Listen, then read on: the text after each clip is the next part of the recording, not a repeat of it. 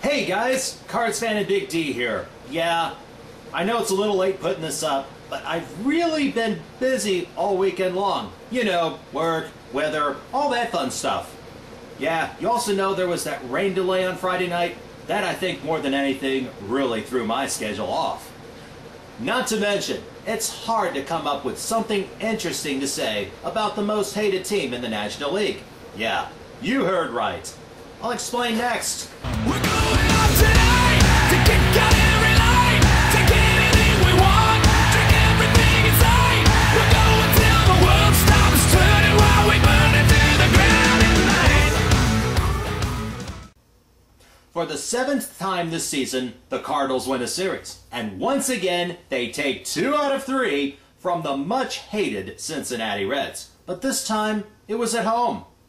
And I'm not making this stuff up. In a recent survey compiled by the Nielsen Company, measuring positive and negative reactions off the interweb, the Cincinnati Reds had become the 3rd most hated team in all of baseball. Only the Indians and Red Sox were more despised. I guess the likes of Jay Bruce and Scott Rowland really don't endear themselves to the Cincinnati faithful like Johnny Bench and Pete Rose did back during the Big Red Machine era. Ranking 4th on this list was the Houston Astros. Way to represent the NL Central, guys! Back to the action on the field. Cardinals lose, I should say, got hosed. Of course, it was more of a drenching than a hosing. But anyway, you look at it, the Reds came away with a win 3-2. It was looking good for the Redbirds, especially in the bottom of the 3rd when they had a 2-out rally. Skip Schumacher singles, John Jay hits a ground rule double, Albert Pujols intentionally walked, and Matt Holliday comes through with an RBI single, scoring Skippy and Jay. 2-0 Cards. The Reds scored a run in the 4th, but the screw job didn't come till the end of the 5th inning. With torrential downpour at the park, tornado sirens going off all over the stadium, lightning everywhere, and even the radar on the video board. Do the umpires halt the game? Of course not! You've got that incompetent Gary Darling as crew chief. You might remember him as the guy that let Astros pitcher Bud Norris create his entire strike zone last month. Anyhow, the umps refused to call the game even though the 5th was completed and it was actually an official game. Not to mention, the pitcher's mound looked like a bigger pile of mud than Churchill Downs at the Kentucky Derby on this past Saturday. And Brad Penny was out there completely drenched and had no control of the ball whatsoever. So, what happens? Joey Votto walks with 1 out. Rowland grounds out, advancing him to 2nd. Then Bruce, Orlando Cabrera, and Johnny Gomes all single, scoring 2 and taking a 3-2 lead. Meanwhile, while all of this was happening, Penny was looking at the dugout and to home plate going, "What the?" They finally called the game in the middle of the 6th. 2.5 hours later, we get back underway. And with everything dried out and 500 fans remaining and Johnny Cato not having the same opportunity to throw in the mud, the Cards couldn't get anything going and the Reds hold on to win. But the Redbirds did take the next 2, winning on Saturday 6-3 in what could be summed up as we take the lead, they catch up, but couldn't quite catch us in the end. 4th inning, David Freese homers, giving us the 1-0 lead. Cincy would tie it up in the 7th, but then a double by Pujols would give us the lead, but it would be a rare throwing error by Scott Rowland, which would allow Albert to score.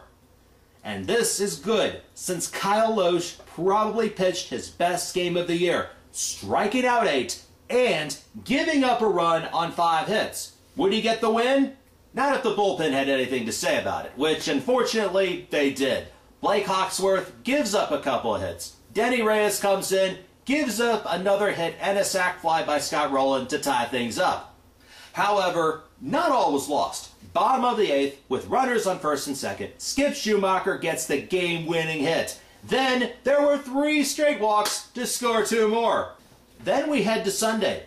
We win big 6-0. David Freese homers again in the 2nd inning. Chris Carpenter helps his own cause in the 3rd with his first hit of the year and was driven home by Ryan Ludwig.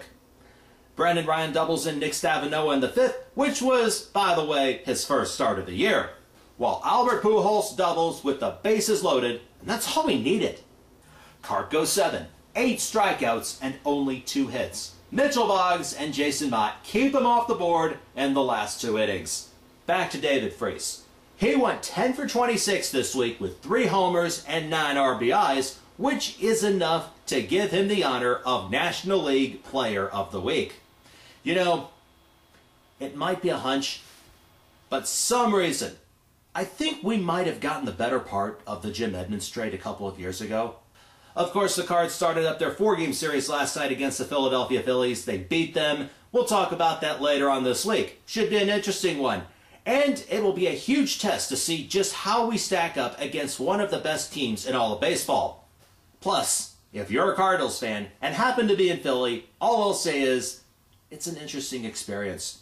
Just leave the kids at home, especially if they're at an impressionable age. Trust me on this one. Oh yeah, one other thing. Yeah, somebody's going to get tased in the series. Now, my question of the day is this. Who is the Cardinals' best starting pitcher in the rotation this season? As always, you can submit your answers, comments, questions, or anything else in the comment box below. You can subscribe on YouTube, follow me on Twitter, and add me on Facebook if you can find me.